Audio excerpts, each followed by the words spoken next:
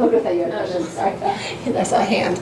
Anyway, as well as birds subject to poaching and avian disease. So as long as you can pull a feather, you can theoretically get information. And so to this end, the group that I work with at UCLA, the Center for Tropical Research, has actually been developing a feather collection and developing a partnership with bird banding stations all over the Western Hemisphere. So I promised a map of where a lot of the bird banding labs are. These are not all current active bird banding labs, but this map shows you sort of roughly where bird banding labs have been over the last 20 years. Oftentimes, because of fluctuations in funding, different labs might close down or whatnot. But this gives you just a snapshot of the scale at which we're talking about. So at each one of these banding stations, biologists like Emily are misnetting birds, and when they capture the bird, they take the tail feathers of our target taxa, put it in a manila envelope, and then they ship it to us at the Center for Tropical Research, where we curate that collection. We record the information in a database and store the feather samples in a freezer, and then they're open to use, and we do loans all the time. Emily got a loan from UCLA, and so open to use by all sorts of biologists across the country that are trying to do similar kinds of things. Are there more stations in the southern hemisphere that are other groups? Or? Down here? Yeah, that's probably, yeah, but I don't know why they cut the map off right there. That's not me, is it? No. So as a result of this sort of collaborative effort, there's a 20-year time series for many of the species that we've been collecting from. And we have over 150,000 feathers. This is now closer to 180,000 feathers in the collection from over 30 species of migratory birds. Okay, so this feather collection began 20 years ago. And you might wonder, well, why has it taken us so long to develop methodologies to actually use the information in the feathers? So I just wanted to review a little bit of the history of the development of molecular tags that are useful on the spatial scale that we're hoping for. So one of the big stumbling blocks, again, Emily can tell you, is that there's a lack of resolution in the resulting assignments of the birds to particular regions. So, for example, 20 years ago, using mitochondrial DNA, somebody asked about mitochondrial DNA earlier, I can't remember who it was, but using like a single genetic region, which is a single, like about 1,000 base pairs of DNA, we used to be able to tell you, okay, that bird came from, somewhere over here, like in the entire East Coast or the entire West Coast, which was more information than we had before, but not very satisfying if you're trying to manage populations on finer spatial scales. Another one of the challenges was a lack of reliability in the resulting assignments. So we could say, well, I think with about 50% certainty that this bird is from the East Coast, right? Okay, again, maybe more information than we had before, but not really what we were going for. And then there was an issue with cost effectiveness. So what we're really working on now is a tool that managers, folks that work for the U.S. Fish and Wildlife Service, folks that work at banding stations, that want to understand where populations, where the birds coming through their banding stations are headed to, where they can actually get this information for not an extremely high cost. But when you have issues with resolution and reliability, it takes a lot of time to deal with those, and it ends up becoming very, very expensive on a per bird basis. So that's some of the past challenges. But I think what's really exciting is with the onset of sort of genomic tools, we really finally have a high resolution means for providing reliable information from all banded birds. And now I'm going to tell you how that works. So when we develop these high-resolution molecular tags, again, what we're focusing on is in every feather, on the tip of a feather is a little bit of tissue from where the feather was plucked from the bird, and that tissue contains the DNA. And our strategy with using genomic tools is to scan the genome. It's actually called doing a genome scan, and there's a number of ways you can do a genome scan. We scan the entire genome of the bird and identify single nucleotide polymorphisms. In red here are the base pairs that differ between these, say, 3 individuals. And we look for these that are representative or diagnostic of populations at finer spatial scales. So we're interested in a population level assignment because within the management and conservation context, we manage populations. We don't manage, it's hard to manage entire species. It's also hard to manage individuals. And so we call these single base pair changes SNPs. That's sort of the lingo. So you'll hear me say SNPs, and that's what I mean, these single base pair changes. So to discover these SNPs, I told you there's a number of ways you can do a genome scan. The methodology that I've been using to do the genome scan is called RAD Sequencing. It stands for Restriction Site Associated DNA Sequencing. And what we do is we take whole genomic DNA. In our case, we take bird blood, so high quality, high molecular weight, non-degraded DNA. We use a restriction enzyme, which will essentially chop up the DNA at a particular site in the genome, create excuse me, hundreds of thousands of fragments of DNA. And then we stick onto the ends of these fragmented DNA individual barcodes that allow us to bioinformatically associate that particular fragment of DNA back to the individual at the end of the day. And so we ligate fragments on either side, and then we amplify those fragments.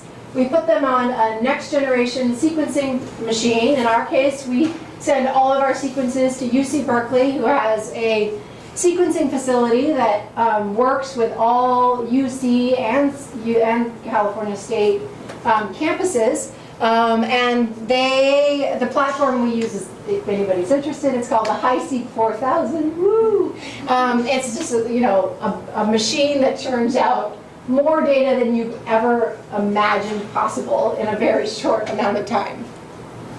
Once we get that data back, we line up these different DNA fragments between all the individuals. The reason why we do this fragmenting of the DNA, and we don't just sequence the whole genome from every individual, is because that's more data than we actually need. What we want is to have a very large number of fragments, and the same fragments from multiple individuals. So at the end of the day, we can bioinformatically line those individuals up at those, say, 150,000 different fragments and identify our single base pair changes. So when we did this methodology in birds, we generally can generate roughly 500,000 different single nucleotide polymorphisms, or SNPs. And then we filter through those SNPs to design high throughput assays for 96 of the SNPs that are the most representative of the populations at the spatial scale that we're interested in managing them on. So then that whole first step is the process of the genome scan and the SNP discovery. Once we develop the assays, we're then ready to work with banding labs and folks that are doing on-the-ground conservation in a more high-throughput manner. So we can take the feathers collected from their banding stations, extract the DNA, then we put the DNA, this is what's called a chip, a fluidigm chip. So this is 96 wells in one side of the chip, that's where we put the DNA. we put our assays, our 96 assays that I just told you we developed by doing that big genome scan. We put that in that side of the chip. Then through a process of microfluidics, this is actually a 96 by 96 matrix where we perform PCR, or polymerase chain reaction. We amplify the DNA with fluorescently labeled primers, and then we can visualize it because the different SNPs will fluoresce different colors based on which SNP it is. So this here represents the data at one single assay from 96 individuals. All the individuals with the genotype AA have fluoresced blue. The individuals with the heterozygote AT fluoresce green, and those individuals fluorescing red have the genotype TT. And again, just as an example, we might have discovered, based on the genome scan data, that individuals with the genotype TT have a very high probability of coming from the Sierra Nevada, okay? So then this information here is actually helping us identify the origin, the population of origin of that particular bird, or that set of birds in this panel. So some advantages are that we can, once we get to this phase, we can screen 800 feather samples a week for less than $5 a sample for this part of, with not including DNA extraction actually. And it works really well with low quantity and degraded DNA. Because you're only dealing with small fragments of DNA, and I made a big stink about how when we're doing a genome scan, we need really high quality DNA. Once we get to this stage, DNA from a little tiny passerine feather works great. So that's a huge advantage because that was a technological hurdle. Yeah? I was wondering in terms of sample quality, yeah. Could just a feather found without the Yep. bird be useful? Yeah, as long, so these assays are very specific to the species, so it'd be helpful to know which species the feather was from, but if you knew that, great. Otherwise, you'd have to do some sort of like initial species ID with like a DNA barcoding method and then that, but yeah. Okay, so now I'm going to show you some real data from a real bird, and let's see if this works. Everybody can close their eyes. We're trying to remember that we're talking about birds, so let's remember we're in the forest. So Wilson's Warbler, so nice. Yes, okay, so this is the Wilson's Warbler, a species that I've been working on and developed a lot of sort of the proof of concept for how these tools could work. And why we're interested in this again is prior to the work I'm about to show you, really very little was known about population-specific migration patterns. The part in blue here was the breeding range of the Wilson's Warbler. We knew that it was found breeding in this huge range across North America, and the orange was the wintering range, and then those arrows represent sort of our general knowledge of migration pathways. You can see not a lot of specific information known. Why is this important? Well, if you look at the Wilson's Warbler in general, the IUCN has it listed as a species of least concern. However, if you look at breeding bird survey trends, where red indicates populations that are decreasing and blue indicates populations that are increasing, you can see that there are very population-specific trends in how well this bird is doing across its range. So what we wanted to do, and it's actually declining in sort of a patchy distribution across much of its range. So what we really needed was a population-specific flyaway map, or a migration map that could allow us to link populations and manage them on finer spatial scales. So to develop the population-specific flyaway map for Wilson's Warblers, we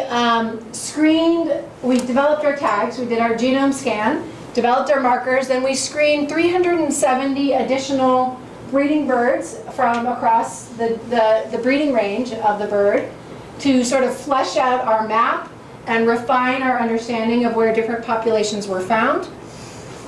We screened 250 different birds, individuals from the wintering areas. These were all individuals separated by time of year or date when they are most likely to be breeding, wintering, or migrating.